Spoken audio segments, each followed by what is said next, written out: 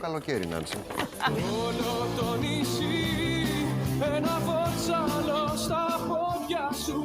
Σαν ναυαγή, σαν Ροβινσόνες, δίχως νο... Σε ένα νησί θα προτιμούσα να πάρω τη Τζέννη Θεωνά, αν θέλει να έρθει. Πολιτικό, μήπως ήταν ο Μητσοτάκης.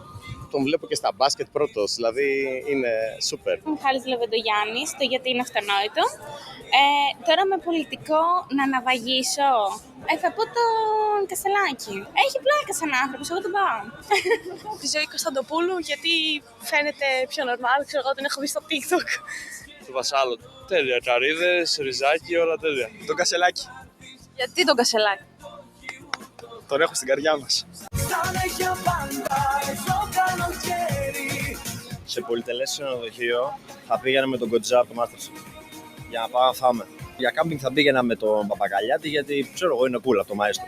Σε κάποιο κάμπινγκ, λίγο πιο χύμα κατάσταση, θα ήταν ο Βασάλος. Σε πολυτελές ξενοδοχείο θα έπαιρνα το ψινάκι. Αγάπη μου. Θανάσης Ευθυμιάδης που είναι εναλλακτικός, είναι σούπερ. Ό,τι δεν ξέρω θα με βοηθήσει. Με τον Λιάγκα. Το καλοκαιρινές διακοπές. Το ηλιοβασίλεμα του Αργυρού.